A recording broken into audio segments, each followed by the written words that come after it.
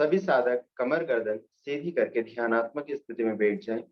आंखों को सहजता पूर्वक बंद कर लें। श्वास व प्रश्वास की गति को लंबा व गहरा रखें। ध्यान एकमात्र परमपिता परमेश्वर का, इसके दिव्य नाम ओमकार का 3 बार उच्चारण करेंगे। लंबी व गहरी श्वास अंदर लें। ओम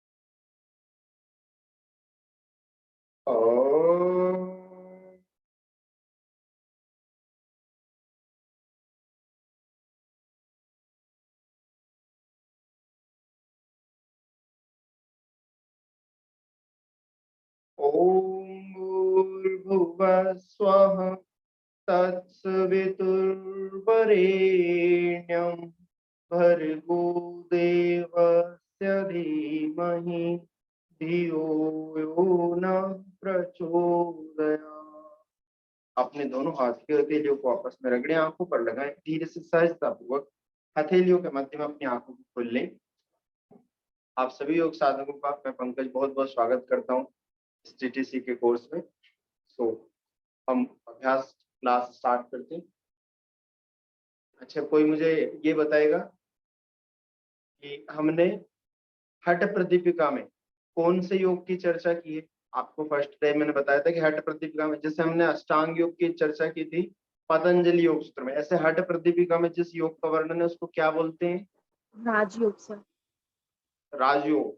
राजयोग महर्षि पतंजलि का जो अष्टांग योग है उसको बोलते हैं राजयोग, है ना। अष्टांग योग ये राजयोग एक। पर जो हमने महर्षि यहाँ पर स्वात्माराम जी के अनुसार जो हठ प्रदीपिका के अनुसार हम योगिक अभ्यास पढ़ रहे हैं, इसको कौन सा योग बोलते हैं? चतुरंग योग। कौन सा योग? चतुरंग योग। याद आया? बताया था मैंने या सर याद भी नहीं आया? लिख लो इसको, चतुरंग योग मतलब जिसके 4 अंग हो। अब 4 अंगों में से हमने 3 अंग पढ़ चुके हैं। हम कौन कौन से 3 अंग पढ़ चुके हैं आप बताएंगे?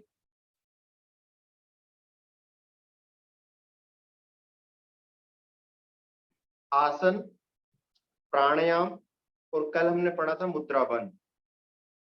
ठीक है, ये हो गए 3।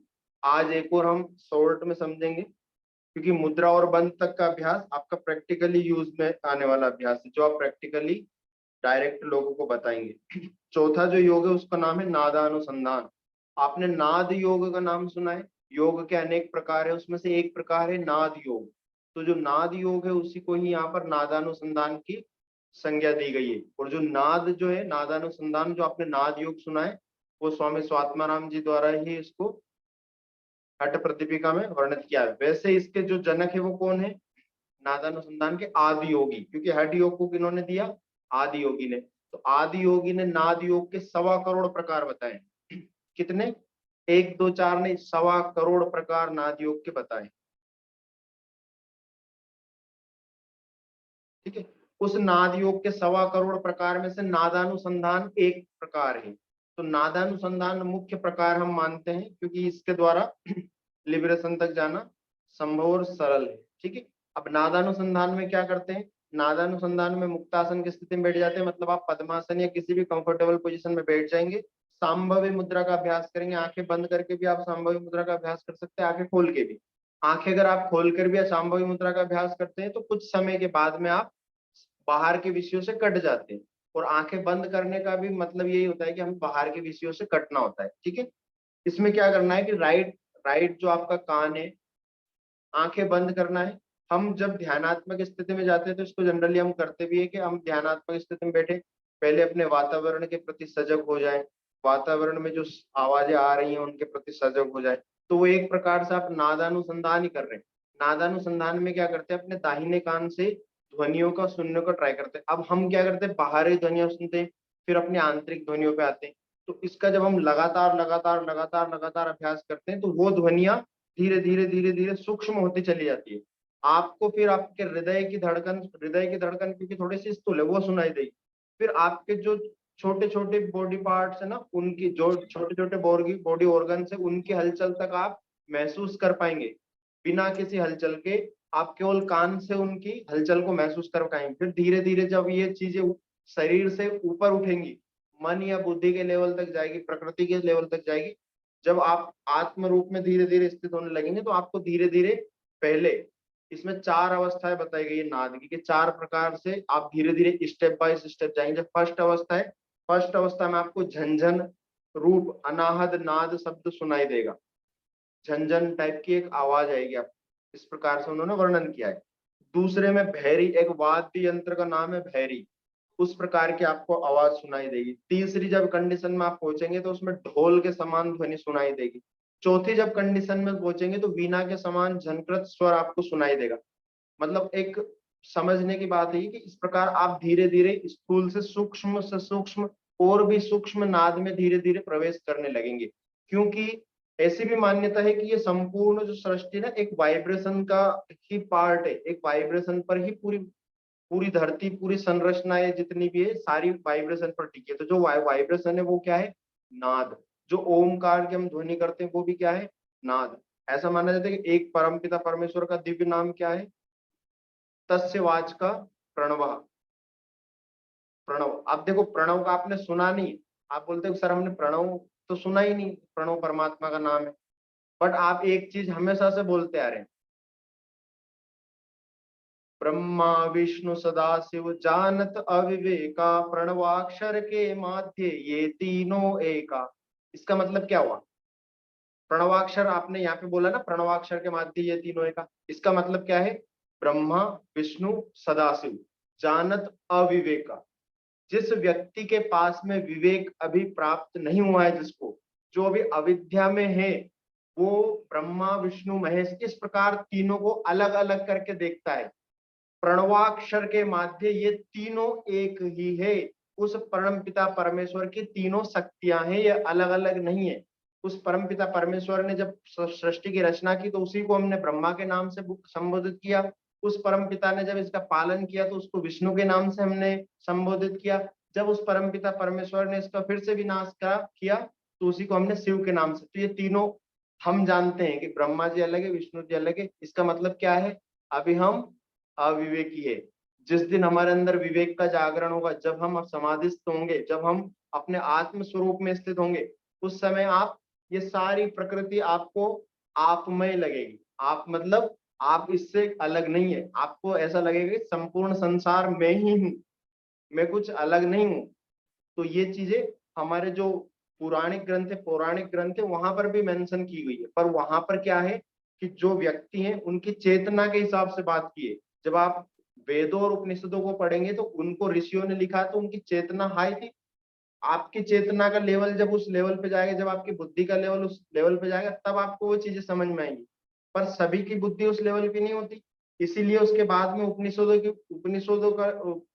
काल आया, उपनिषद की रचना की गई। उसके बाद में फिर पौराणिक काल आए, जिसमें हर जो आध्यात्मिक ज्ञान था उसको थोड़ी कहानी के रूप में बताया गया। हर ज्ञान को कहानी के रूप में बताया गया ताकि जो सामान्य जन है उन तक भी आध्यात्मिक बातें पहुंच सके, है ना। तो आप क्योंकि योगिक छात्र हैं, आप योग के छात्र हैं, तो आपकी चेतना का स्तर थोड़ा ऊपर होना चाहिए। आप थोड़ा अध्ययन कीजिए ताकि आप उपनिषदों के लेवल की बातें समझ पाए।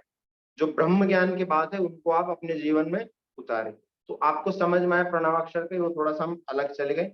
इस प्रकार ये नादानुसंधान का भी यहाँ पर वर्णन किया गया है, जो चतुरंग योग का लास्ट वाला पार्ट है। ठीक है, आया समझ में? नादानुसंधान के बाद में आप समाधि को प्राप्त कर जाते हैं। समाधि की डेफिनेशन देते हुए उन्होंने क्या बोला है?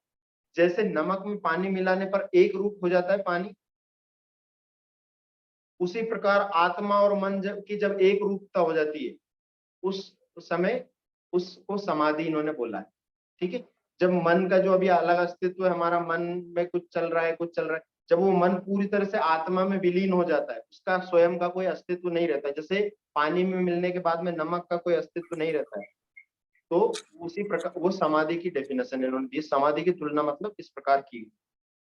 दूसरा इन्होंने बोला कि जब प्राण छिंद और मन होकर चित्त में लीन हो जाता है तब दोनों की एक रूपता हो जाने को भी इन्होंने समाधि बोला है। जब आप प्राणायाम का लगातार अभ्यास करते हैं तो प्राण के द्वारा जो चित्त है और प्राण है वो दोनों समाहित हो जाते हैं, उसको भी इन्होंने समाधि के बारे में बताया कि वो भी एक प्रकार की समाधि है। जब जीवात्मा और परमात्मा दोनों एक रूप हो जाते हैं वो भी समाधि है। इस प्रकार हठ योग में समाधि का वर्णन किया गया है। तो जो नादानुसंधान है उसके बाद में क्या आती है? समाधि। और समाधि किस कैटेगरी में चली जाती है फिर? राजयोग। हठ योग का मुख्य उद्देश्य क्या है? राजयोग की प्राप्ति। तो नादानुसंधान आपको समाधि में जानने में हेल्प करता है। ठीक है, उसके बाद आप लिबरेशन में पहुंच जाते हैं। अब हम आज घेरण संहिता योग ग्रंथ स्टार्ट करेंगे। हठ प्रदीपिका में आपको चतुरंग समझ में आया, चतुरंग योग। अब इसमें मुख्य मुख्य बातें आपको याद रखना है क्योंकि ये हठ योग का बहुत प्रमुख ग्रंथ है ना। आप हठ योगी हैं अगर हम, तो हमें हठ योग के दो ग्रंथ के बारे में कम से कम नॉलेज होना चाहिए, हठ प्रदीपिका और घेरण संहिता। जितने भी आज के व्यावहारिक जितनी भी चीजें चलती है हठ योग की, ज्यादातर इन दोनों ही ग्रंथों में से ली हुई है। ठीक, तो चतुरंग का मतलब आपको चतुरंग योग में आपको समझ में आया। इसमें हमने 15 प्रकार के आसनों का वर्णन पढ़ा, अष्ट कुंभक पढ़े, 8 प्रकार के प्राणायाम पढ़े और 10 मुद्राओं का 10 मुद्राएं भी इसमें बताई गई है, जिसमें से हमने 8 मुद्राएं पढ़ी है ना।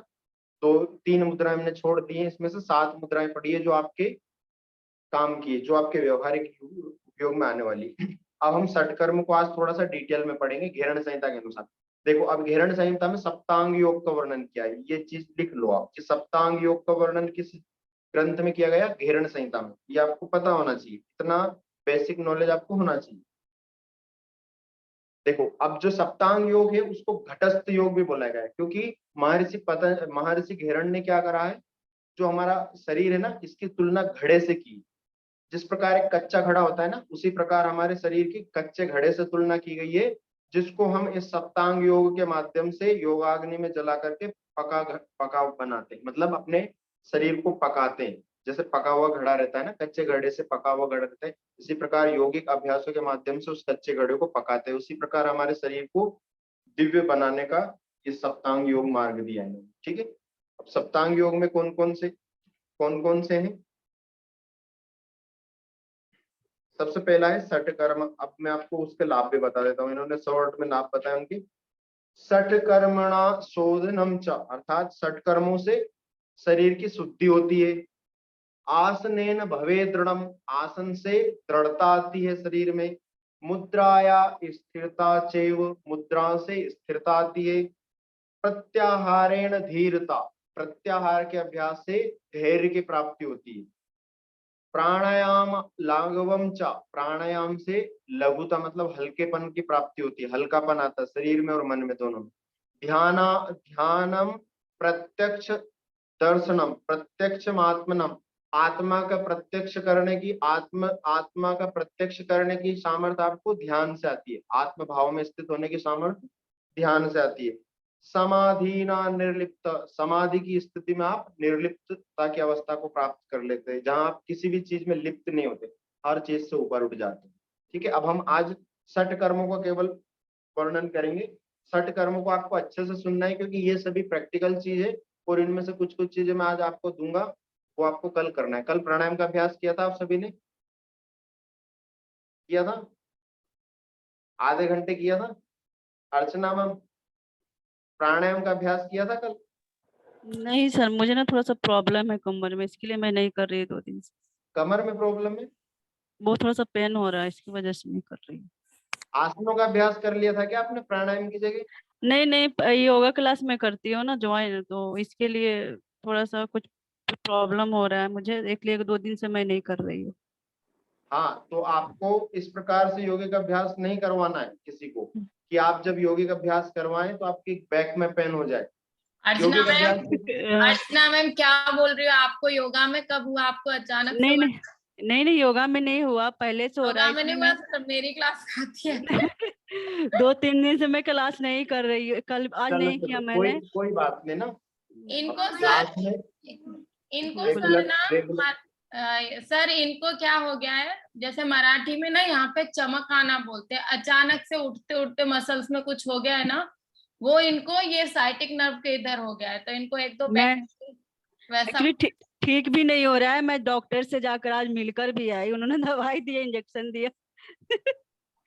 बोले कि मुझे लगा थोड़ा बहुत रहेगा, पर दर्द जा ही नहीं रहा है वो। चलो कोई बात नहीं है ना। जब भी हम्म। आप अभ्यास करें तो सजगता पूर्वक अभ्यास करें, है ना। जब भी आप योगिक क्लास कोई भी ज्वाइन करें तो पहले अपने आप कम से कम 15 मिनट सूक्ष्म व्यायाम और हर प्रकार की थोड़ी वार्म अप एक्सरसाइज अपने आप कर लिया करें, उसके बाद में योगिक अभ्यास ज्वाइन किया करें, है ना। देखो कुछ कुछ सजगता हमें अपने आप रखनी होती है। क्या होता है कि जब हम योगिक अभ्यास करते हैं तो हम जैसे 15 दिन 20 दिन हमने योगिक अभ्यास किया, तो फिर जो योगा जो इंस्ट्रक्टर है आपके, वो आपको उस लेवल पे मान के चलते हैं। अगर आप बीच में स्किप करते हैं चीजों को, तो फिर अगर आप उनके लेवल से स्टार्ट करते हैं तो उसमें आपको प्रॉब्लम आ सकती है ना, मसल्स की हल्की फुल्की प्रॉब्लम आ सकती है।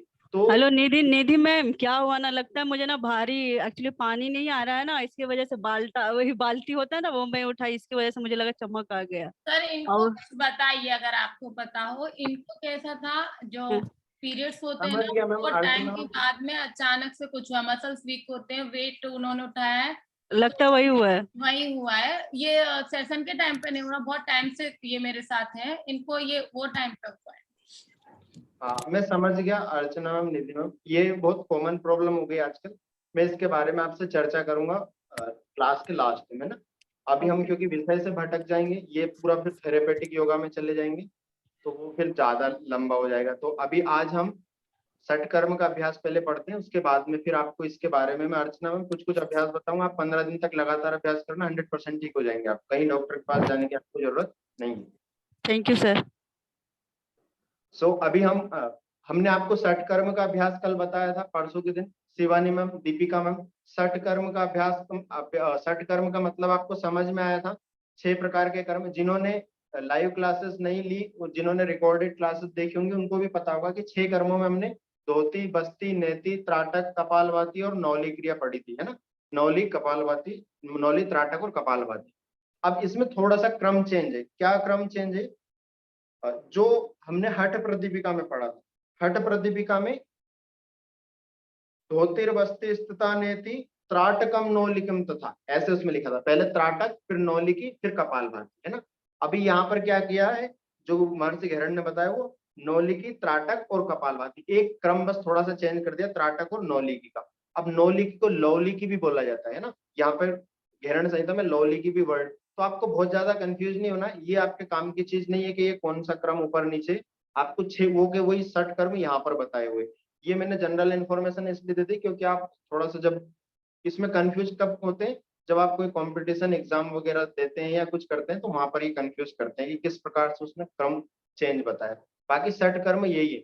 अब महर्षि पतंजलि, महर्षि जो घेरण है, अभी एक चीज और बेसिक चीज समझ लें इसको।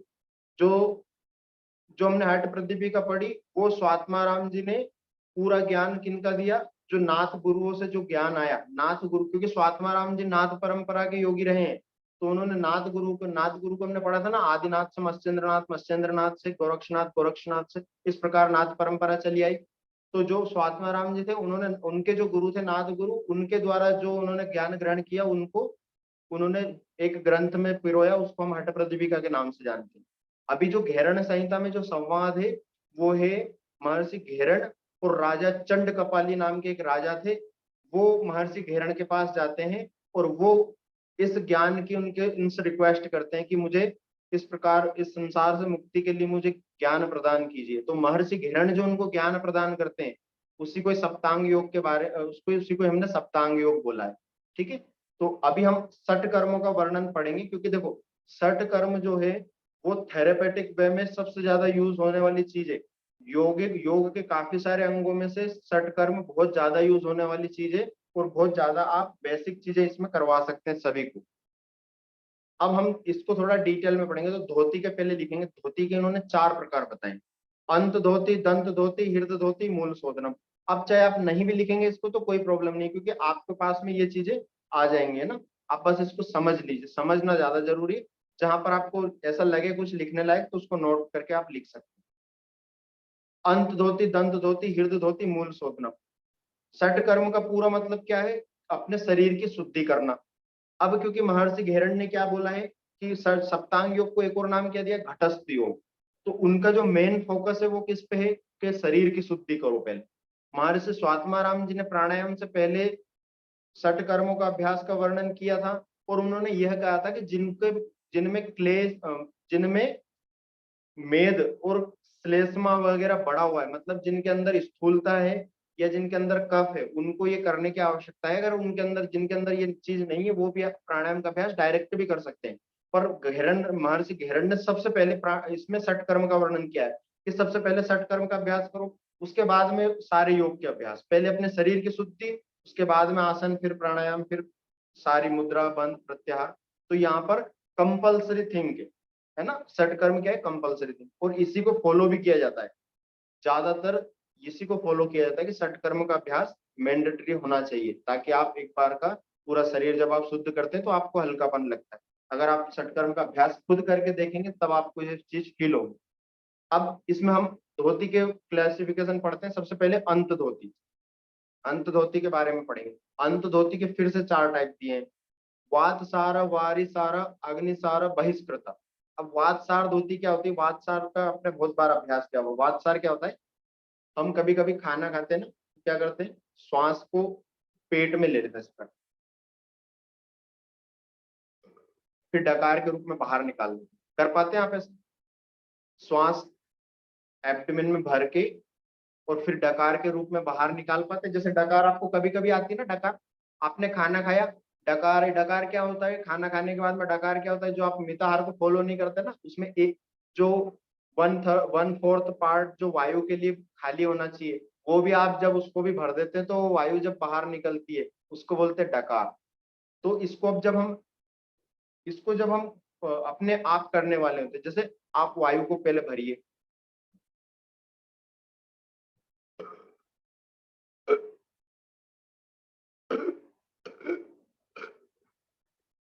ये सारी वायु बाहर निकली है ना। तो इस प्रकार अंदर अपने पेट में वायु को लेना, फिर उसको बाहर निकाल देना। तो सर इसमें इस प्रकार बताएं। ये तो मैजिक है, कैसे होगा ये? हाँ, ये कैसे होगा, इसमें देखो इसकी क्रिया क्या बताई कि वायु के कोवे की चोंच के समान अपने मुंह को बनाना है,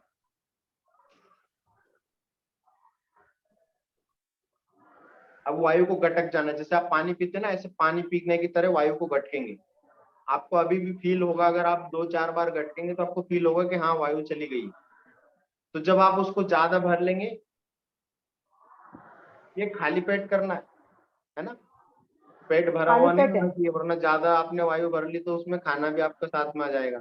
फिर आप कर रहे हैं वातसार धोती, और हो जाएगी कौन सी क्रिया बोलते हैं, कुंजल क्रिया, है ना। और खाना खाने के बाद जब हम कुंजल क्रिया करते हैं ना, तो इसको क्या बोलते हैं, इसको बोलते हैं वमन। तो वातसार धोती समझ में आई, ये बहुत बेसिक, ये ना जिनको एब्डोमेन से रिलेटेड प्रॉब्लम उनको आप करवा सकते हैं। ये बहुत सिंपल टेक्निक है, और ये नेचुरली बहुत सारे लोग कर लेते हैं ये, है ना। आप नहीं कर पा रहे हो, बट आप अगर अभ्यास करेंगे तो ये नेचुरली हो जाएगी। ठीक, तो इसका अभ्यास आपको करना है। Deepika ma'am, Shivani ma'am, Archana ma'am, Yasmin ma'am, आप सभी को इसका अभ्यास सर एक करना बार फिर है। से बता देंगे क्या, वो कॉल आ गया था किसी का? हाँ, इसमें क्या होता है दीपिका मैम, आपको वायु को पेट में अंदर लेना। जैसे अभी आप क्या करते हो, यहाँ से हमारे 2 भागों में डिवाइड होती है वायु, एक तो हमारे विंड पाइप में चली जाती है, एक हमारे एब्डोमेन में चली जाती है ना। तो अभी आपको क्या करना है, वायु को गटकना है, एब्डोमेन में लेके जाना है। वायु को आपके लंग्स की जगह आपके एब्डोमेन एरिया में लेके जाना है। तो आप जैसे वो कब जाएगी वायु एब्डोमेन एरिया में, जब आप किसी भी चीज को गटकते हैं ना, तो नेचुरली आपका जो फेफड़े में जाने वाला द्वार है वो बंद हो जाता है, आपके एब्डोमेन में जाने वाली चीजें स्टार्ट हो जाती है, तो उसके साथ साथ वायु जाएगी। जब आप वायु को ज्यादा ज्यादा ज्यादा ज्यादा भरेंगे, जब पेट में वायु भर जाएगी तो अपने आप वायु बाहर निकलेगी। तो आपको क्या करना है, इसकी जो पूरी प्रोसेस है वो क्या है, पहले वायु को अंदर भरना है, फिर थोड़ी देर रुकना है। अगर हो सके तो अग्निसार क्रिया का अभ्यास करना, हल्का फुल्का पेट को चलाने का प्रयास करना, उसके बाद में फिर वायु को बाहर निकाल देना। तो वो नेचुरली बाहर निकल ही जाएगी वायु, अगर आप पेट को चलाएंगे। ठीक है। सर मतलब नोज से ही लेना है और नोज से ही छोड़ना है? हाँ, मुंह से लेंगे आप, फिर आप डकार जैसे हम लेते हैं ना, डकार, डकार अपने आप आएगी अंदर से, जब एब्डोमेन से जब आएगी तो डकार के रूप में बाहर आएगी, है ना। तो मैं यही समझा रहा था कि कल हमने मिताहार के बारे में पढ़ा था कि 1/4 पार्ट हमारे वायु के लिए खाली होना चाहिए। जब आप उसको भी भर देते हैं खाने से तो नेचुरल वो आपकी डकार बाहर निकलती है ना, वैसे ही आपको पूरे खाली पेट को पूरा भरना है, और जब आप ज्यादा उसको भरेंगे तो वो अपने आप फिर सारी वायु एकदम डकार के रूप में बाहर निकल जाएगी। सर ठीक है। एक बार आप करके मतलब बताएंगे कि थ्योरी की कैसे रहता है, कैसे करना है? हाँ, इसमें ना वायु अपने जब भरते हैं वायु तो कोए के समान चोंच बनाना है इसमें।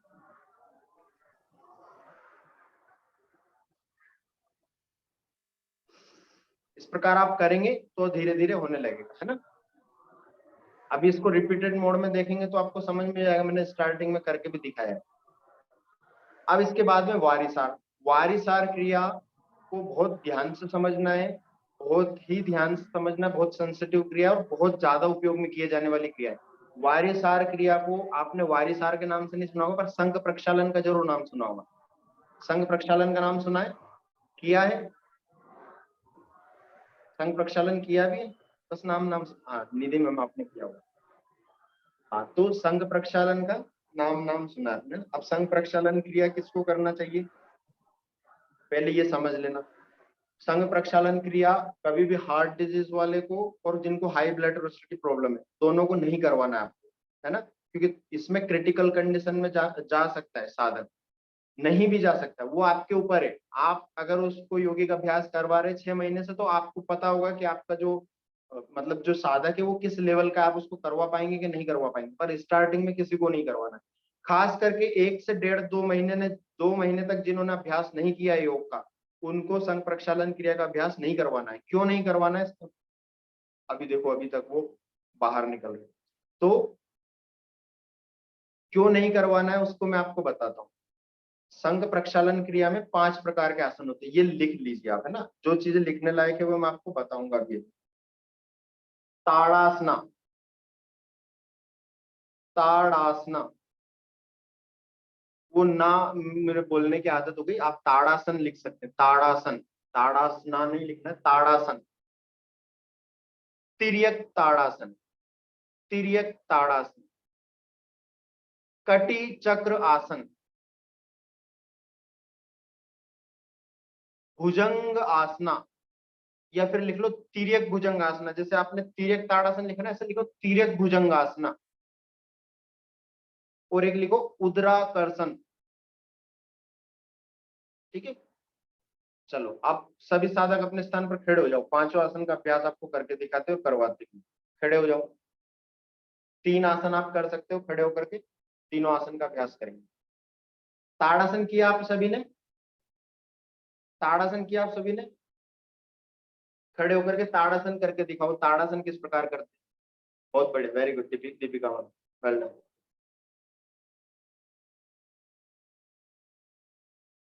हाँ Yasmin ma'am, very good. Nidhi ma'am, बाकी कैमरे ऑफ क्यों हो गए। हाँ वेल डन, अभी डाउन, रिलैक्स। दोनों आप अभी आपने आपको ऑब्जर्व करना है, आपके दोनों फीट आपस में मिले हुए, पैर के पंजे आपस में मिले हुए, नहीं मिले थे यास्मिन में। अभी दोनों पंजों को आपको मिला करके रखना है, हाँ, हील को धीरे धीरे ऊपर उठाना है, ठीक है। ये हो गया ताड़ासना। अब तिर्यक ताड़ासना करके दिखाइए, तिर्यक ताड़ासना, तिर्यक ताड़ासना।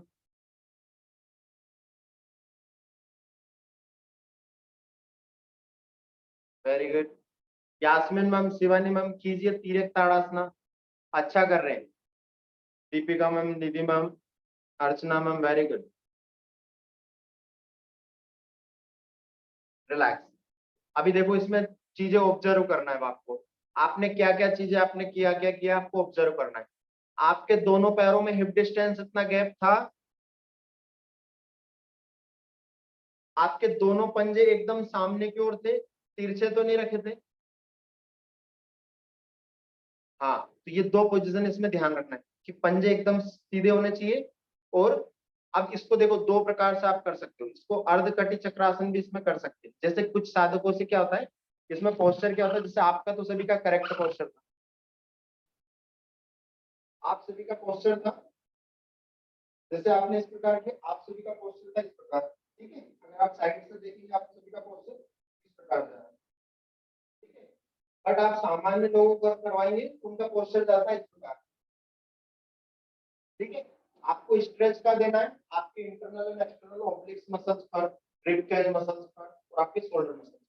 बट आप उनका जो उनको स्ट्रेच जाएगा वो कहाँ आएगा, बैक मसल, यहाँ पर इस प्रकार, ठीक है। उनको यहाँ पर स्ट्रेच नहीं आएगा, यहाँ की जगह कहाँ आएगा, यहाँ पर। तो ऐसे लोगों को क्या करवाना है आपको, ऐसे लोगों को एक हाथ को ऊपर उठाना है, फिर बेंडिंग करना है, ठीक है। ये इसका अल्टरनेटिव पोस्चर। इसमें भी क्या करते हैं गलतियां, गलती इसको नहीं बोल सकते, बट प्रॉपर खिंचाव नहीं आएगा अगर आप इस प्रकार करेंगे। इसमें क्या करना है, पहले ताड़ासन की तरह ऊपर की ओर स्ट्रेच करना, देन एक्सहेल करते हुए बैंड, श्वास लेते हुए पहले ऊपर की ओर स्ट्रेच करना है, देन एक्सहेल बैंड। इसी प्रकार जब आप इंटरलॉक करके भी हाथों को करते हैं तो पहले stretch upward and then exhale slightly bend, again inhale stretch upward exhale bend. आया समझ में। अब कटी चक्रासन का अभ्यास करेंगे, खड़े हो जाएंगे, कटी चक्रासन। अच्छा, कटी का मतलब समझ में आता है, कटी का मतलब क्या होता है, देखो जो संस्कृत के वर्ड है ना, संस्कृत के वर्ड का मतलब समझना, आपको आसनों का नाम रटना नहीं है। आप आसनों के नाम को रटने की बजाय आपके शरीर के अंगों को समझेंगे ना, तो आपको समझ में आएगा कि ये इसका नाम कटी चक्र, कटी का मतलब है ट्रंक, कमर, है ना, जो ट्रंक वाला भाग है हमारा ये कटी है। तो कटी चक्रासन, चक्र का मतलब क्या होता है, घुमाओ, घूमना, ये गोल आकृति। तो जब आप कटी को चक्र की तरह घुमाएंगे लेफ्ट राइट तो उसको कटी चक्रासन बोल दिया, इस प्रकार सिंपल लैंग्वेज। तो कटी चक्रासन करके दिखाएंगे, सभी करके दिखाएंगे कटी चक्रासन। देखो जो कंफर्टेबल हो कर लेंगे, नहीं कंफर्टेबल हो तो कैमरा ऑफ करने की जरूरत नहीं, नहीं भी करेंगे, देखेंगे आप अगर जो थोड़ा कर रहे हैं पेन उनको हो, मेरे को ना थोड़ा साइड में पेन होता है करने में। हाँ, नहीं नहीं अर्चना, आपके लिए नहीं बोल रहा मैं, नॉर्मली सभी के लिए बोल रहा हूँ, सभी के लिए बोल रहा हूँ। तो आप आराम से बैठो, मत करो। Deepika ma'am very good, Nidhi ma'am well done, Yasmin ma'am बहुत बढ़िया, शिवानी मैम वेरी नाइस। देखो अभी देखो आप सभी ने सबने अलग अलग किया लगभग, और सभी का सही था। तो आपको इस चीज को मैनेज करना है ना। कटी चक्रासन का क्या मतलब है, आपके जो कटी है उसको चक्र की तरह घुमाना है। अब इसमें हाथों की पोजीशन का बहुत ज्यादा रोल नहीं है, इसमें मेन रोल क्या है, आपको ट्रंक भाग को ट्विस्ट करना है, जिससे आप टावल को निचाते हैं ना, कपड़े को निचाते इस प्रकार, ऐसे। तो इसमें देखो तीन प्रकार से आपने किया, तीनों प्रकार से सही। एक क्या है, दोनों हाथों को शोल्डर के इक्वल पैरेलल उठाना है, यानी कि अभी जो लेग में जो डिस्टेंस है वो आपके जस्ट जो आपने तिरक ताड़ासन किया वही लेग पैरों में अंदर से क्या एक्सहेल करते हुए पप्पी तो तुझे मनाया। हेलो, दोनों हाथों को सामने रखते हुए भी इसको twist कर सकते हैं। यस्मीन मैम आप अपने आप को म्यूट कर लीजिए। यस्मीन मैम प्लीज आप म्यूट कर लीजिए एक बार खुद को, आप खुद को Okay. म्यूट कर लीजिए। Yes Yasmin, thank you. ठीक है, तो फर्स्ट दोनों हाथों को पैरेलल रखते हुए सिंपल ट्विस्टिंग, दोनों हाथों को सामने रखते हुए ट्विस्टिंग, और थर्ड में दोनों हाथों को शोल्डर के पैरेलल रखते हुए आप लेफ्ट, जैसे आप लेफ्ट साइड ट्विस्ट कर रहे हैं तो राइट पाम को शोल्डर पर रखेंगे, लेफ्ट पाम को अपनी बैक पर रखते हुए फिर roll करेंगे। फिर inhale centre, exhale twist, inhale centre, exhale. अब इन तीनों का लाभ क्या है पता, ये तीनों अभ्यास आप कब कर सकते हैं, ये तीनों अभ्यास आप बिना फ्रेश हुए भी कर सकते हैं। बिना फ्रेश हुए मतलब जब आप मॉर्निंग टाइम उठते हैं सबसे पहले पानी पीजिए, जिनको भी कॉन्स्टिपेशन की प्रॉब्लम है उनको आप सजेस्ट कर सकते हैं, सबसे पहले पानी पीना है, गुनगुना पानी। अगर किसी को कॉन्स्टिपेशन की प्रॉब्लम है तो उनको आप नमक वगैरह वो आप अलग ही टॉपिक उसको छोड़ देते हैं।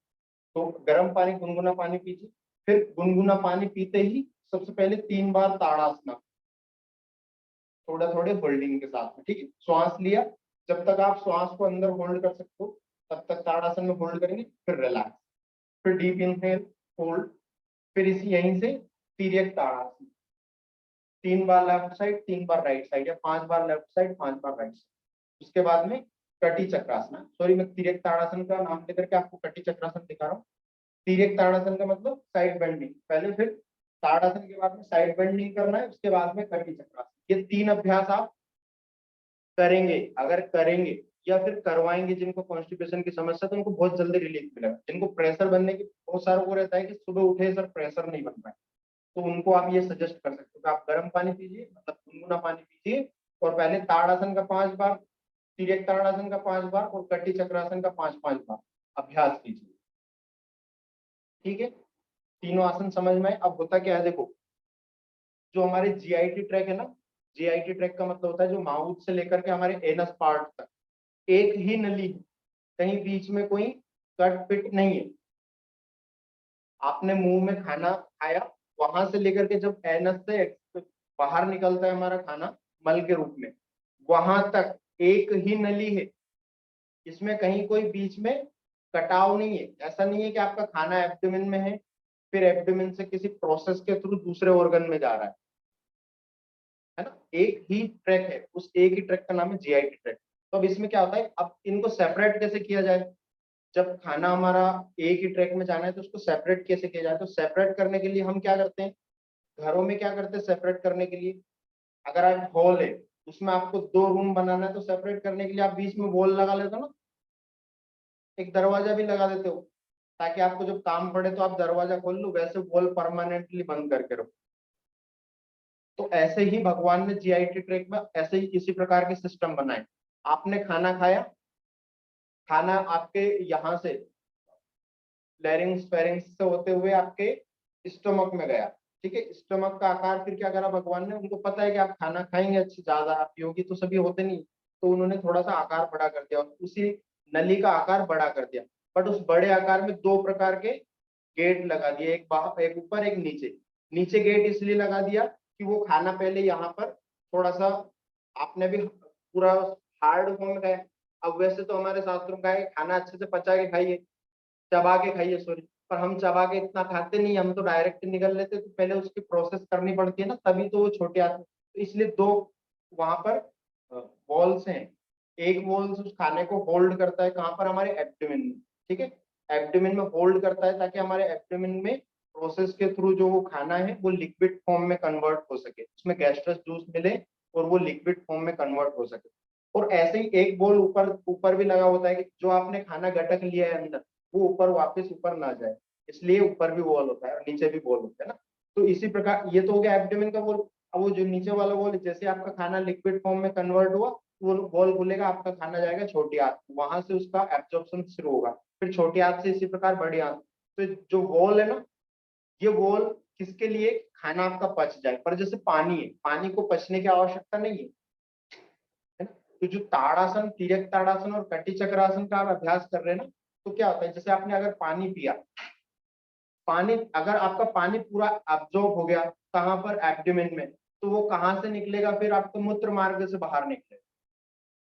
अगर आपको पानी मल मार्ग से बाहर निकालना है तो ताड़ासन, तिर्यक ताड़ासन, कटी चक्रासन का अभ्यास आपको हेल्प करेगा उन वॉल्व को नेचुरली खोलने में।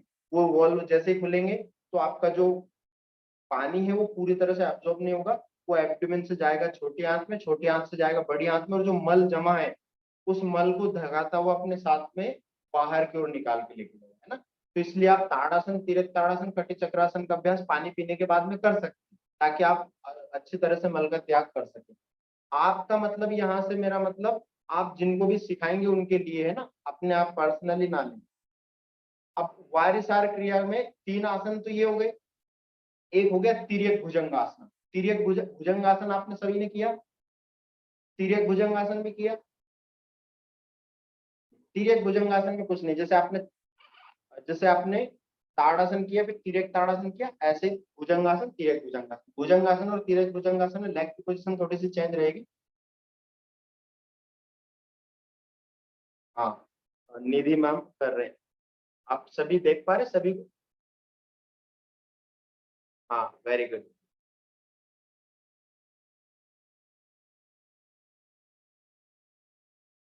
Well done. तो इसी प्रकार आपको तिर्यक भुजंगासन करना। भुजंगासन और तिर्यक भुजंगासन, लेग की पोजीशन क्या रहेगी? जब आप भुजंगासन करते हैं तो कोशिश करना है कि आपके जो लेग है वो पीछे आपस में मिले रहे, है ना।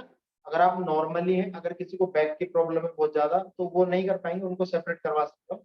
बट जैसे आप नेचुरली करते हो, या परफेक्ट जो पोजीशन है भुजंगासन की, उसमें दोनों पैर आपस में मिले रहेंगे पीछे, और आप भुजंगासन की पोजीशन में जब तिर्यक भुजंगासन का अभ्यास करेंगे तो आपको लेग को सेपरेट रखना है, अपने हिप डिस्टेंस के बराबर सेपरेट रखना है लेग को। यहाँ से पहले भुजंगासन में जाना है, देन एक्सहेल करते हुए ट्विस्ट करना। अब ट्विस्ट करते हुए जब आप लेफ्ट साइड से ट्विस्ट करेंगे तो राइट हील को देखने का प्रयास करेंगे। इतना आपको ट्विस्ट करना है कि आप जब ट्विस्ट करें, 1 मिनट में आपको दिखाता हूँ ताकि आपको अच्छे से समझ में आए चीजें ना, आप कंफ्यूज ना हो, क्योंकि ये बहुत प्रैक्टिकल चीज है और ये बहुत आपको काम में आने वाली चीज है। तो इसमें अगर हमें टाइम लग भी रहा है तो कोई बात नहीं। देखो, आप यहाँ से भुजंगासन की पोजीशन लेते हैं, थोड़ा सा पैरों में गैप रखना है। अब मैं आपको पूरा नहीं दिखा पा रहा हूँ, थोड़ा सा पास कर रहा हूँ। अब यहाँ से आप भुजंगासन में गए, भुजंगासन में भी किस प्रकार जाना है? पहले अपने सर्वाइकल को बेंड करना है, देन थोरेसिक, देन लंबर। ठीक है, यहाँ पर इस प्रकार नहीं करना है भुजंगासन। अगर आप इस प्रकार आपका पेल्विक अप हो रहा है तो आपको एल्बो बैंड करना है, एल्बो बैंड करके रखना है, इतना सा उठाना। ठीक है, एल्बो बैंड रहेगी तो आपका पेल्विक नहीं उठेगा। अब यहाँ के बाद में आपको ट्विस्ट करना है, पीछे की ओर देखना है। कितना पीछे देखना है? अगर मैं लेफ्ट साइड से देख रहा हूँ तो मेरी राइट हील मुझे कम से कम दिखना चाहिए, इतना ट्विस्ट करने का आपको कोशिश करना है। ठीक है, फिर रिलैक्स, फिर अगेन भुजंगासन, बैंड ट्विस्ट। ऐसा नहीं कि यहीं से एक बार लेफ्ट एक बार राइट, ऐसा नहीं करना। पहले रिलैक्स करना है, भुजंगासन करना है, bend twist, again relax, take inhale, exhale करते हुए भुजंगासन, तिर्यक भुजंगासन। ठीक है, इनहेल करते हुए भुजंगासन, एक्सहेल करते हुए तिर्यक भुजंगासन। समझ में आया तिर्यक भुजंगासन? फोर्थ आसन है तिर्यक भुजंगासन। आसनों को लिख लेना है। अब फोर्थ है उद्राकर्षण। उद्राकर्षण में आपको इस प्रकार, आप उत्कट आसन में बैठे, काफी बार थोड़ा सा गैप रखना पैरों में, यहीं से ऐसे लेफ्ट नी को ड्रॉप करना है, ट्विस्ट करना है, फिर राइट नी को ड्रॉप करना है, ट्विस्ट करना है। इसको उद्राकर्षण बोलते हैं। उदर का मतलब होता है पेट, इसको ट्विस्ट करना पेट। आया समझ में? सर नेम नेम रिपीट करें, नेम नेम समझ नहीं आया। ये लास्ट वाला समझ में नहीं आया? लास्ट वाला नेम समझ, नाम क्या है उसका, नाम समझ नहीं आया। उदराकर्षण, उदराकर्षण, ये नाम आपको मिल जाएंगे।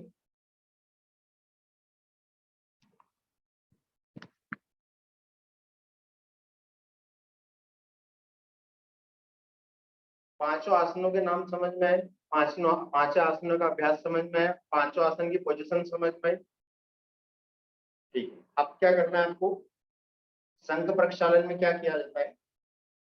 रैपिडली पानी पिया जाता है, फिर 5 आसनों का अभ्यास किया जाता है, फिर पानी पिया जाता है, फिर 5 आसनों का अभ्यास किया जाता है। पहले प्रैक्टिकली इसको समझेंगे। देखो, तो आप 2 गिलास पानी पिएंगे, पहले सुनेंगे सब। 2 गिलास पानी पिएंगे, पानी कैसा होना चाहिए? हल्का गुनगुना होना चाहिए।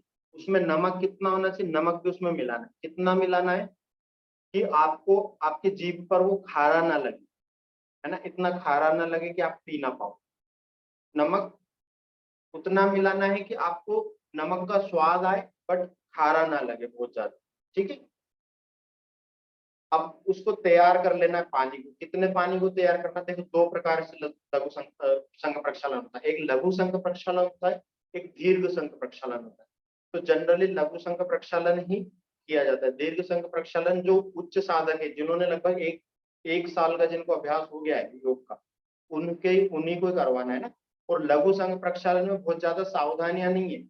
दीर्घ संघ प्रक्षालन में काफी सारी सावधानियां रखनी पड़ती है, इसलिए दीर्घ संघ प्रक्षालन को इतना आसानी से नहीं किया जाता। लघु संघ प्रक्षालन को आप कर सकते हैं। दीर्घ संघ प्रक्षालन साल में 1 बार कर सकते हैं, और मैक्सिमम तो साल में 2 बार, 6 महीने में 1 बार, इससे ज्यादा नहीं करना। करते नहीं, कोई भी साधक हो। लघु संघ प्रक्षालन को आप सप्ताह में भी एक बार करेंगे तो कर सकते हैं। अब लघु संघ प्रक्षालन और दीर्घ संघ प्रक्षालन में क्या अंतर है?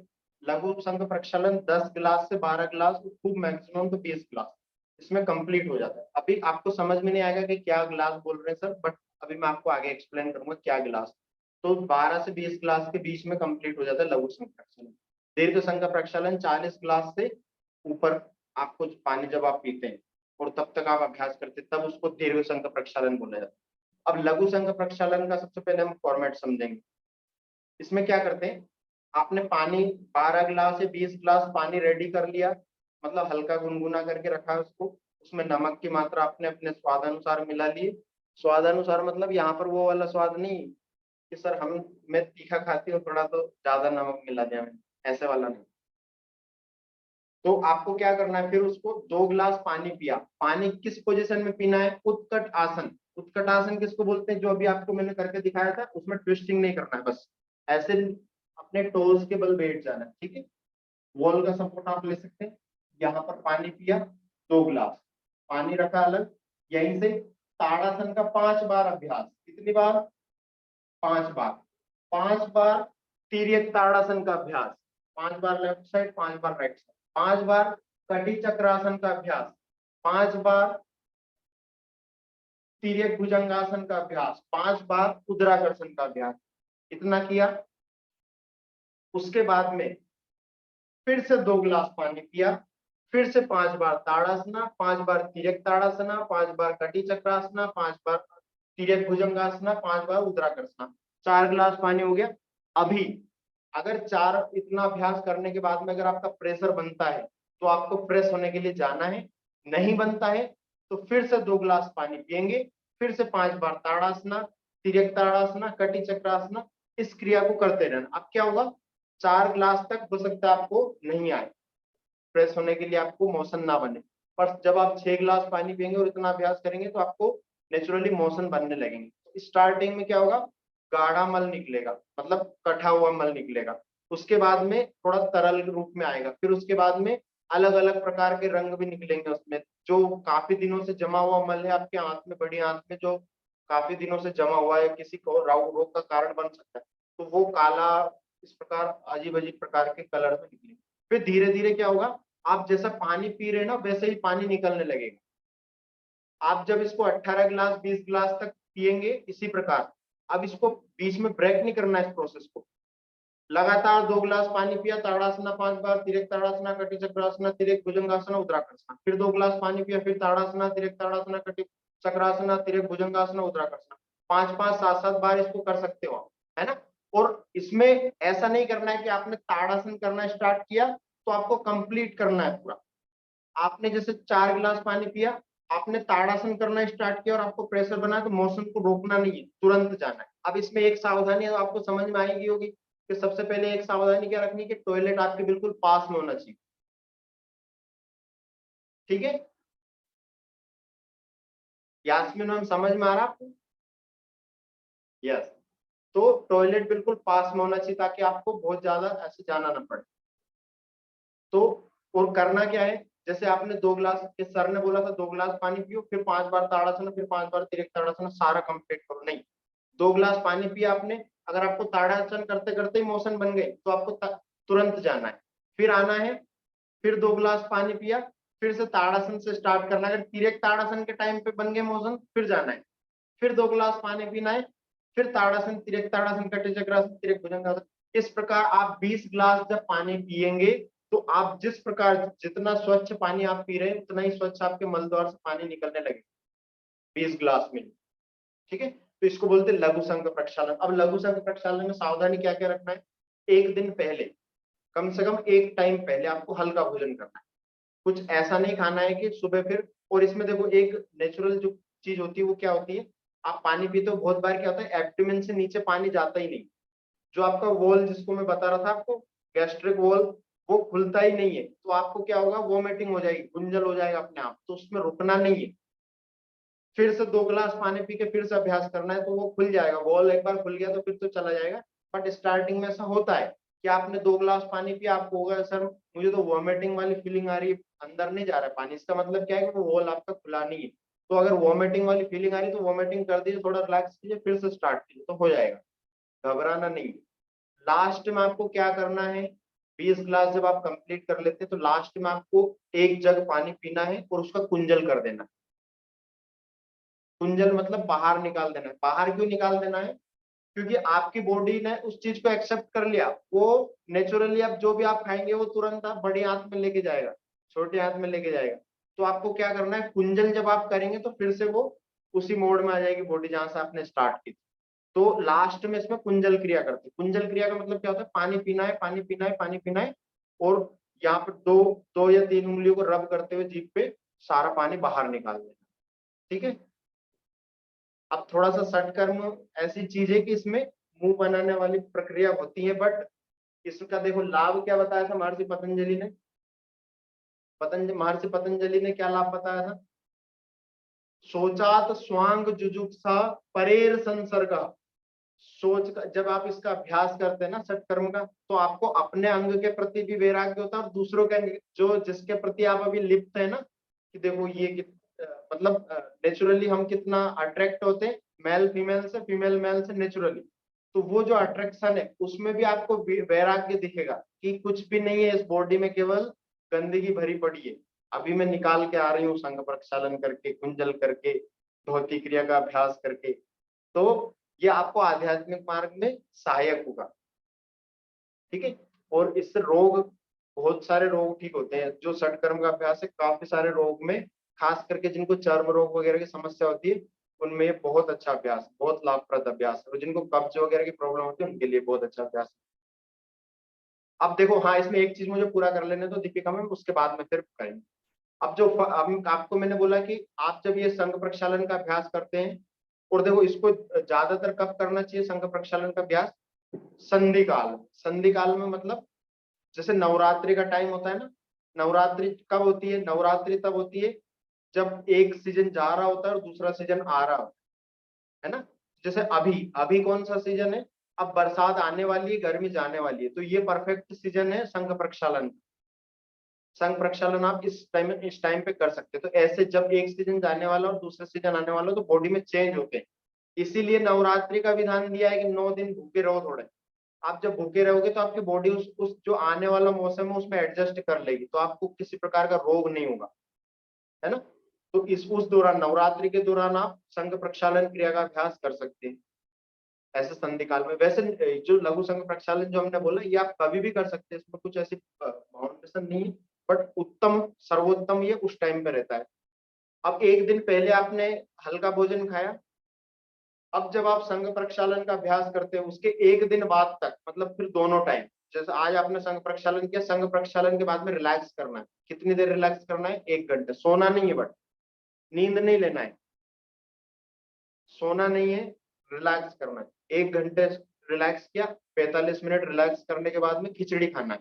कौन सी खिचड़ी खाना है, जो जिसमें, हाँ जिसमें चावल मूंग की दाल सब मिक्स रहता है ना, वो खिचड़ी। उसमें ज्यादा घी की मात्रा ज्यादा डाल करके, घी थोड़ा ज्यादा मात्रा में होना चाहिए, ताकि जो इसमें क्या होता है, जैसे आपने पानी पिया उसमें आपने नमक डाला, तो हमारी जो आंतें होती है ना उनमें म्यूकस की लेयर होती है, उस म्यूकस की लेयर के कारण ही हमारा मल बाहर निकलता है। तो अब जब हम इसका संघ प्रक्षालन का अभ्यास करते हैं तो म्यूकस की लेयर कट जाती है थोड़ी थोड़ी। उससे किससे, जब हम नमक का सेवन करते हैं ना, नमक से म्यूकस थोड़ा हट जाता है, तो उससे फिर हमारी बॉडी में और भी प्रॉब्लम्स हो सकती है। इसलिए इसमें घी की मात्रा आपको ज्यादा लेना है, ठीक है। और इसमें अल्सरेशन, जिनको अल्सरेशन की प्रॉब्लम है उनको भूल करके भी अभ्यास नहीं करवाना है। जिनको अल्सर का मतलब समझते हो आप, अल्सर किसको बोलते हैं, हाँ जिनको पेट के अंदर छाले होते हैं, अंदर की ओर जिनको छाले होते हैं, उनको ये अभ्यास नहीं करवाना, ठीक है। वरना नमक आप उनको और खिला दे, नमक का पानी चला जाएगा तो उनका अल्सरेशन की प्रॉब्लम बढ़ सकती है। समझ में आया आपको। 1 दिन बाद तक आपको खिचड़ी का सेवन करना, 2 टाइम कम से कम। लघु संघ प्रक्षालन आप करते तो 2 टाइम कम से कम, वैसे 3 टाइम तक अगर आप कर सकते तो 3 टाइम तक खिचड़ी खाना केवल, और उसमें भी मिर्ची वगैरह नहीं डालना, सिंपल, बिल्कुल बिल्कुल सिंपल खिचड़ी।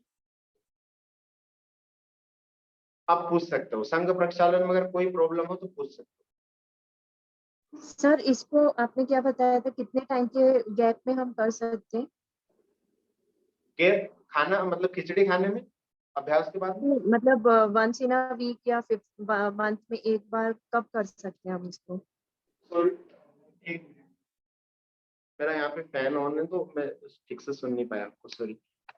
आप एक बार और रिपीट कर तो सकते हैं क्या? जैसे आपने दीर्घ आसन इसका प्रतिलासन का बताया था कि हम साल में एक बार या 6, इसको हम कब कर सकते हैं सर? हाँ, जो लघु संघ प्रक्षालन है इसको आपको सप्ताह में एक बार कर सकते हो, सप्ताह में एक बार भी कर सकते हो, बट इसको फिर भी सप्ताह में भी आपको सप्ताह में एक बार किनको करना होता है? जिनको जैसे किसी प्रकार का रोग है, आप नॉर्मल हो, आपको कोई प्रॉब्लम नहीं, आप महीने में एक बार कर सकते हो, या 6 महीने में भी आप एक बार करोगे तो चलेगा। बाकी जिनको ये रोग के हिसाब से, मतलब मैं इसकी वो बता रहा था आपको कि सप्ताह में एक बार भी इसको किया जा सकता है। बाकी आप लोगों को ये महीने में 6 महीने में एक बार करोगे तो भी चलेगा, इसमें आपको हर सप्ताह नहीं करना है, ना ये आपको मतलब एक करवाना है तरीके किसी को हर से वो सप्ताह। हो गया, जैसे हमारी बॉडी को हम डिटॉक्स करते हैं, बॉडी का क्लीन, मतलब पूरा डिटॉक्स हो गई हमारी। डिटॉक्स करने के लिए तो आप इसको ऐसे टाइम पे कर सकते हो जब टॉक्सिन्स, जैसे बरसात के मौसम जब आने वाला होता है तब टॉक्सिन्स की मात्रा बढ़ती है, उस टाइम पे आप यदि भूखा रह करके ये अभ्यास करते हो संघ प्रक्षालन का, तो ये बहुत उत्तम अभ्यास है। हाँ निधि मैम पूछ सकते।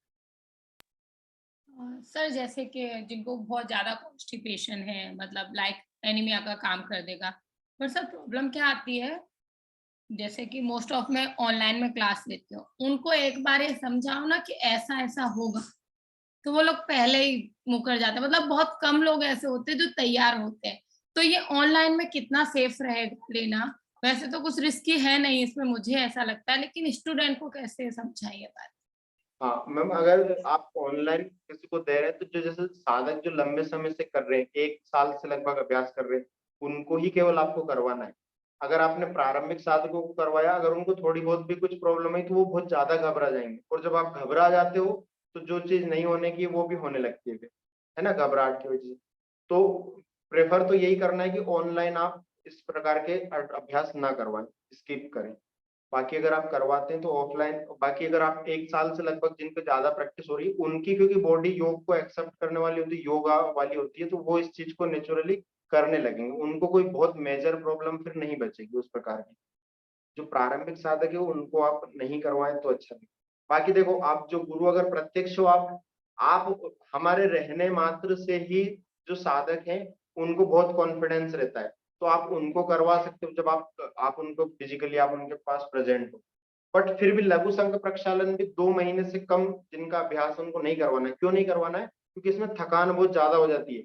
लगातार रैपिड मोड में आप ताड़ासन तिरक भुजंगासन, फिर पानी पिया, फिर ताड़ासन तिरक ताड़ासन तिरक, तो उस प्रकार का अभ्यास हर किसी के बस की बात नहीं होती, स्टार्टिंग में नहीं कर पाते। तो अगर 1-2 महीने का जिनका अभ्यास हो चुका, थोड़ी बॉडी आपकी प्रिपेयर हो चुकी है, वो इसको कर सकते हैं। उसके बाद में आप 1 दिन कम से कम रिलैक्स करना उसके बाद में, ठीक है?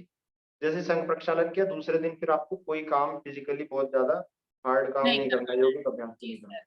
एंड सर आपने जैसे बोला ना कि खुद की बॉडी से वैराग्य की तरफ, अगर ये बिना ऐसा सब किए हुए, सत्कर्म किए हुए हो रहा हो और हम दाम्पत्य जीवन में भी है, तो कैसे, क्या इसके लिए चीजें हो सकती है? आपको क्या लगता है? देखो, आप अगर हम दाम्पत्य जीवन में है तो इसका मतलब ये है कि हमने दाम्पत्य जीवन को स्वीकार किया है। अभी उस दिन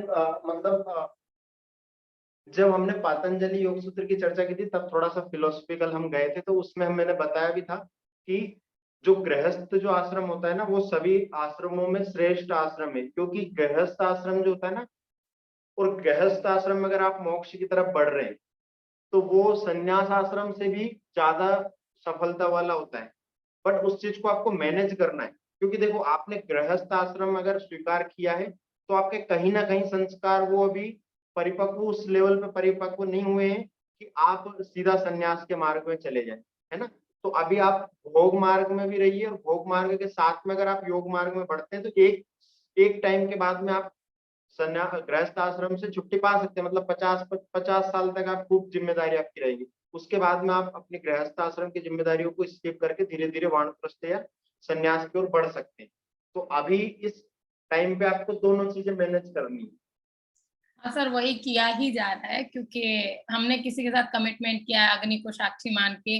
अगर हमारी इच्छा अलग जाने की, मतलब ऐसा नहीं कि कुछ नफरत हो गई या कैसा, पर एक जो इंद्रियों की इच्छा होती है, मतलब योग में ज्यादा, स्पिरिचुअलिटी पे ज्यादा बहुत अच्छी पड़ती है बातें करने में, फ्रेंड का सब कुछ। आप समझ रहे होगे, बहुत ज्यादा मैं ओपन नहीं कर सकती, पर कैसा ना, वो भी मुझे भी पता है कि मैं रेस्पॉन्सिबल हूँ उनके साथ में, फैमिली के लिए, सारी चीजों के लिए, फिर भी हम अपना 100% उस तरह से नहीं दे पाते। वही बात नॉर्मल बातों में भी वो कहते कुछ तू पक्की योगिनी होती जा रही है, मैं कोशिश करके भी नहीं कर पा रही, तो इसको पाप तो नहीं कहा जा सकता है।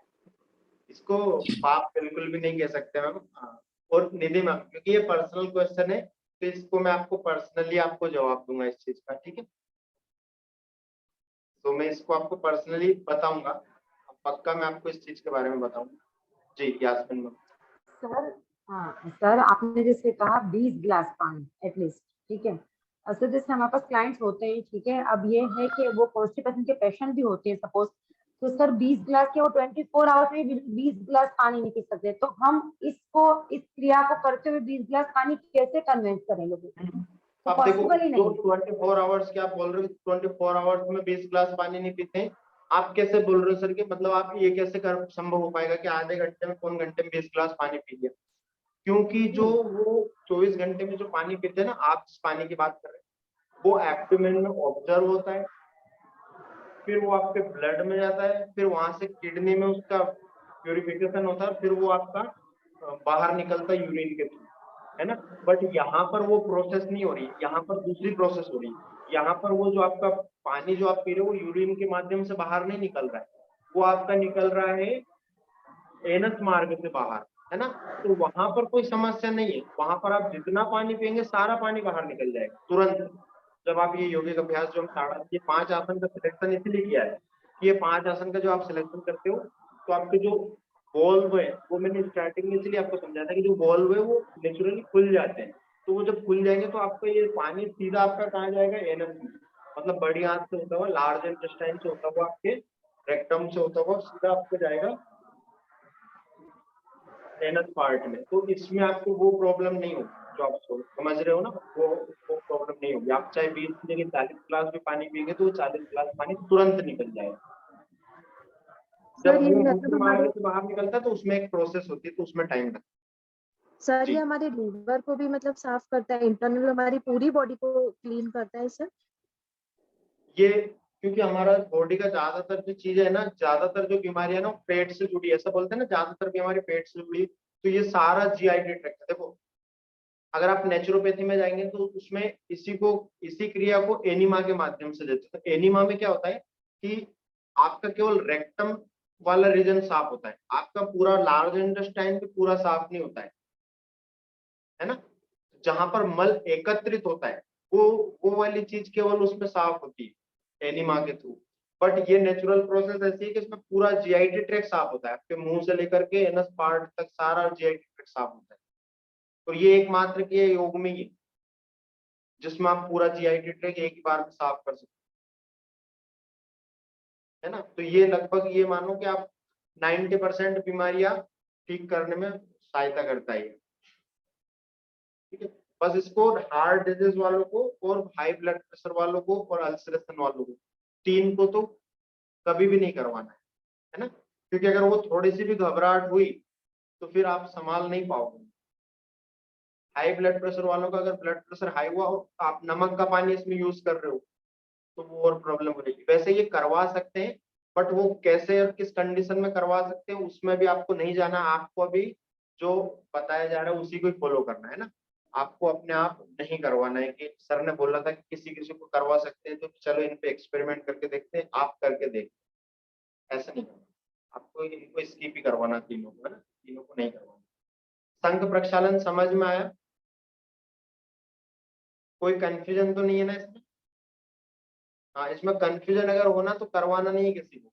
जब भी कंफ्यूजन क्रिएट हो तो पूछ लेना है, जो भी योगा एक्सपर्ट आपके आसपास हो, या फिर शुभ योगा फैमिली में काफी सारे एक्सपर्ट हैं, तो आप यहाँ से किसी से भी आप इसको डिटेल में जान सकते हो कि सर या मैं खुद, पहले तो आप खुद करो।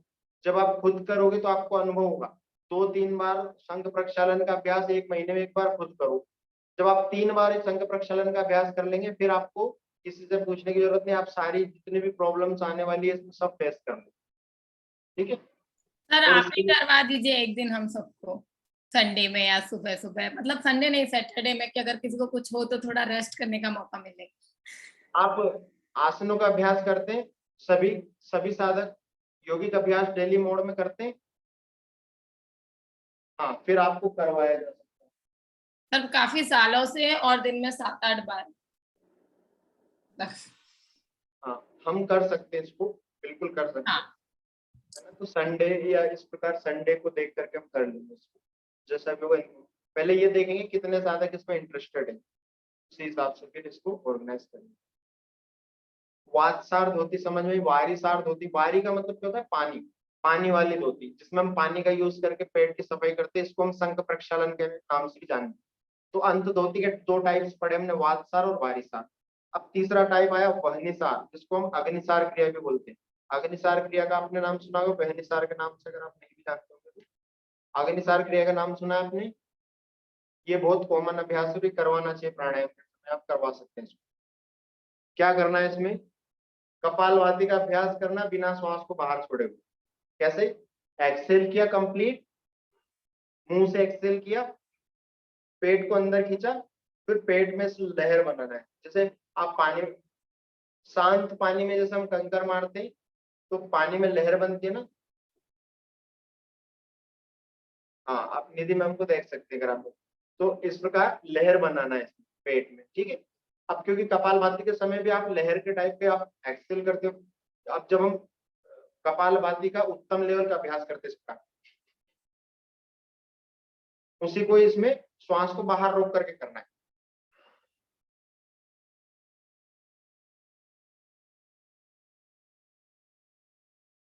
ठीक है, करके देखो एक बार। श्वास को पूरा बाहर निकालो, पेट को, एब्डोमेन को इस प्रकार लहर बनाओ एब्डोमेन पर। अग्निसार क्रिया, अग्निसार क्रिया का अभ्यास यदि आप लगातार करते रहते हैं ना, तो ये नौली क्रिया के लिए सीढ़ी के नुमा है, नौली क्रिया का अभ्यास होने लगता है। नौली क्रिया आपको पता है, नौली क्रिया किसको बोलते हैं? नहीं पता? उस दिन आपको बताया था ना, बाबा रामदेव की जो करते हैं पेट को घुमाने का अभ्यास, उसको नौली क्रिया बोलते हैं। तो वो जो पेट घुमाने वाला अभ्यास है वो यहीं से स्टार्टिंग होता है। जब आप इसका अच्छे से अभ्यास करते हैं तो आपका फिर पेट भी घूमने लगता है। किस किस की हो जाती है नौली? नहीं होती नौली क्रिया? तो अग्निसार क्रिया का सतत अभ्यास किया करो, अग्निसार और कपालभाति क्रिया का सतत अभ्यास करना है लंबे समय तक, तो फिर होने लगे। और जब आप नहाने जाते हो ना, नहाने कब जाते हो? खाना खाने के बाद तो नहाने ही जाते, खाना खाने से पहले ही नहाते हो ना सभी। हाँ, तो जब आप नहाने जाते हो ना, तब भी इस क्रिया का अभ्यास है। नहाने के टाइम पूरा फ्रेशनेस रहती है, तो आप बाथरूम में ही इसका अभ्यास किया तो आप ज्यादा जल्दी सफलता प्राप्त करोगे। अब बहिष्कृत, बहिष्कृत धोती क्या होता है? जो हमने वातसार धोती पढ़ी ना, वातसार धोती और बहिष्कृत धोती एक जैसी है, बस इसमें अंतर क्या है? वातसार धोती में आपने श्वास को गटका, थोड़ा सा होल्ड किया, फिर श्वास को मुंह मार्ग से ही बाहर निकाल दिया। इसमें क्या करना है? श्वास को लेना है, लगभग 1.5 घंटे तक श्वास को अपने पेट में रोकना है, और फिर उसको अधोमार्ग से बाहर निकाल देना है, मतलब उसको एनस मार्ग से बाहर निकालना है। ये भी बहुत नेचुरल क्रिया है, ये तो ज्यादातर क्रिया होती है, बट इसको एक्सेप्ट नहीं करते कोई, है ना। जिसको सर 1.5 सामान्य घंटे भाषा तक में, ब्रीथ कैसे रोकेंगे? 1.5 हाँ, घंटे तक ब्रीथ कैसे रोक सकते हैं सर? 1.5 घंटे तक रोका कैसे जाए, है ना। तो ये बहिष्कृत धोती में होती है, बट ये क्या है कि थोड़ा सा डीप, हठ योग का डीप अभ्यास है। तो हठ योग का अभ्यास में सफलता कब मिलती है? जब हम लगातार अभ्यास करते हैं ना। हठ योग का एक बात है, हठ योग का मतलब होता है, एक तो मैंने हा और ठा का मतलब आपको सुषुम्ना, गेड़ा और पिंगला का मिलन वगैरह होता है। एक हठ का सामान्य अर्थ क्या होता है? जबरदस्ती, मतलब हठ का मतलब होता है कि अपने आप से। तो हठ योग को एक आप आध्यात्मिक रूप से देखो ना, तो हठ योग का अगर आप अभ्यास कर रहे हो सतत, मुझे 1.5 घंटा हठ योग का अभ्यास करना, तो हठ योग ऐसा अभ्यास है कि आपको हठ पूर्वक खींच के और समाधि की ओर धकेल देता है। आपको कुछ नहीं करना समाधि के लिए। हठ योग का नियमित रूप से 1.5 घंटे अभ्यास करना है केवल। हठ योग का अगर आप 1.5 घंटे नियमित रूप से अभ्यास करते हैं तो आप समाधि के बारे में सोचेंगे भी नहीं ना, तो भी हठ योग आपको हठ पूर्वक उठाएगा और समाधि में धकेल देगा। ठीक है। तो इसी प्रकार जो हठ योग के अभ्यास की जो आप बात कर रहे हो ना सर, 1.5 घंटे तक कैसे होल्ड किया जाए, तो ये सब चीजें ऐसे नहीं कि ये अतिशोक्ति में लिखी हुई, ये होने वाली चीजें, बट इनका क्या है अभ्यास। सतु दीर्घ काल कब होगा, सतु दीर्घ काल निरंतर, जब आप दीर्घ काल तक लंबे समय तक निरंतर अभ्यास करेंगे और किस प्रकार श्रद्धा पूर्वक, तो अभ्यास में सफलता अवश्य मिलेगी। अब 4 प्रकार की ये हमने अंतर्धोती के प्रकार पढ़े, वातसार, वारिसार, अग्निसार और बहिष्कृत। चारों प्रकार आपको समझ में आए, कोई प्रॉब्लम, कोई कंफ्यूजन नहीं है। देखो आज हमने क्या बोला था कि 60 कर्म का अभ्यास हम आज पूरा करेंगे ना, बट आज हमने धोती क्रिया 4 प्रकार की होती है, अंत धोती, दंत धोती, हृद धोती, मूल शोधनम, उसमें भी केवल अंत धोती के 4 प्रकार पढ़े। हाँ दीपिका में मैं इनके सभी के नाम सेंड कर दूंगा आपको। वैसे ये बुक आपके लिए मंगवा ली गई है, तो आपको ये बुक मिल जाएगी, इसमें आपको ये सब चीजें आसानी से अवेलेबल हो जाएंगी। इसमें बहुत डिटेल में तो आपको उस तरह से नहीं मिलेगा जिस तरह से मैं आपको बता रहा हूँ, बट ये आपको जैसे नाम वगैरह पढ़ना है, इसमें काफी सारी चीजें आपकी हेल्पफुल रहेंगी। इतना रहेगा कि आपको बहुत अच्छा नॉलेज हो जाएगा हठ योग का, है ना। आप कॉन्फिडेंट रहेंगे कि हाँ मुझे पता है, क्योंकि जब आप योग गुरु के रूप में जब आप बाहर जाते हैं तो लोग आपको उसी नजर से देखते हैं, है ना, अपनी हर प्रकार की प्रॉब्लम शेयर करते हैं।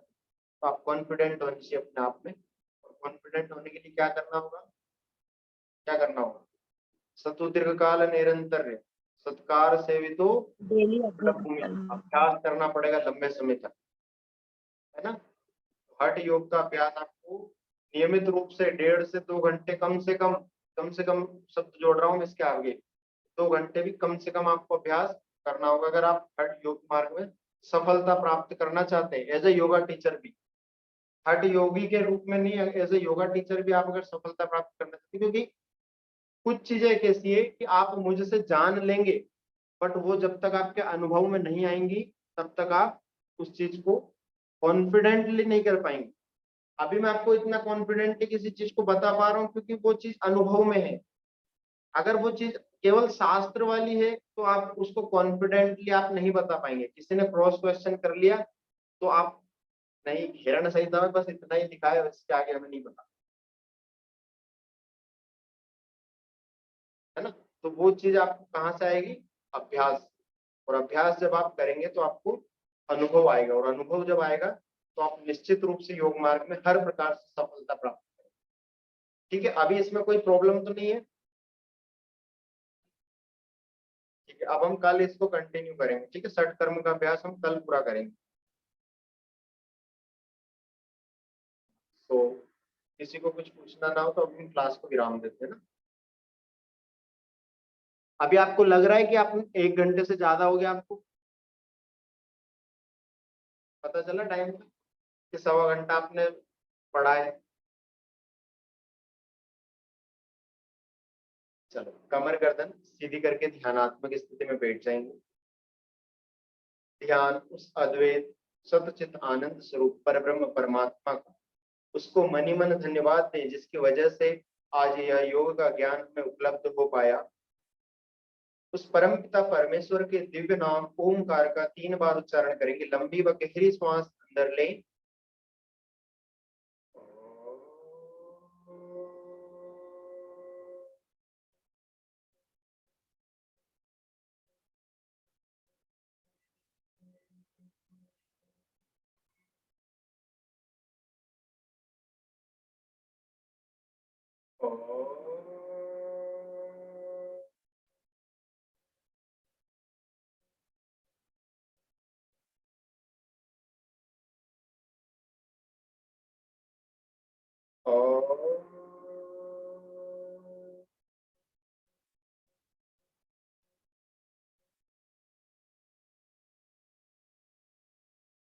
ओम त्र्यंबकं यजामहे सुगंधिं पुष्टिवर्धनम् उर्वारुक्मिं वन्दना मृत्योर्मुक्षेयमामृता। ओम शांति।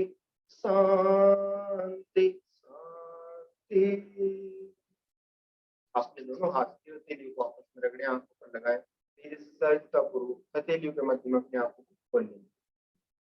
आप सभी साधकों का जीवन मंगलमय हो, ऐसे उस परमपिता परमेश्वर से मेरी कामना।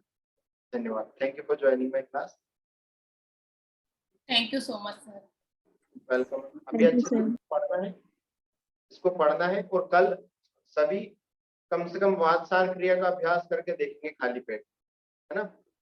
वायु को अंदर भर के और फिर से डकार के रूप में उसको बाहर निकालना, इस क्रिया का तो अभ्यास सर करके इसको हम मतलब जब हम योगाभ्यास करते हैं उस टाइम कर सकते हैं, मतलब हम इसको सुबह मॉर्निंग इसको आप योगाभ्यास करते हो तब कर सकते हो।